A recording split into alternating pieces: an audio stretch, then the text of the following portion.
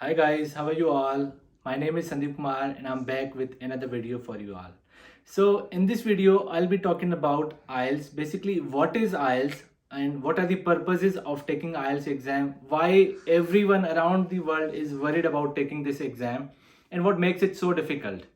So in this video, I'll explain each and everything about the basics and introduction of IELTS. So first of all, what is IELTS?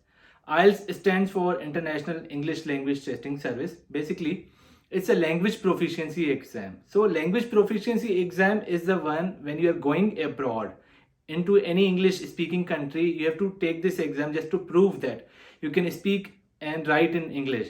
Because when you're going abroad for the purpose of education or for the purpose of immigration, you have to prove that you can speak and communicate with people in that country.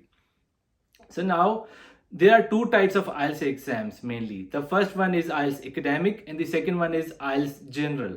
So we take IELTS academic exam when we are going abroad for the purpose of education again, right? So when you go abroad for doing masters, bachelors or any other degree, you have to appear in IELTS academic exam.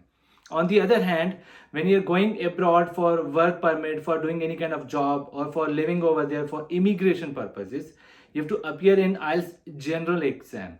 So you must be clear when you are registering for your IELTS exam, you have to choose between these two and you have to choose the correct exam, right? So once you're opting for your IELTS exam, there are two ways that you can take your IELTS exam. The first one is IELTS on a paper and the second one is IELTS on a computer delivered exam, right? So IELTS on a paper is kind of for people who like reading and writing on a paper, because in this part, since you all know that IELTS is 4 different modules: speaking, reading, writing and listening.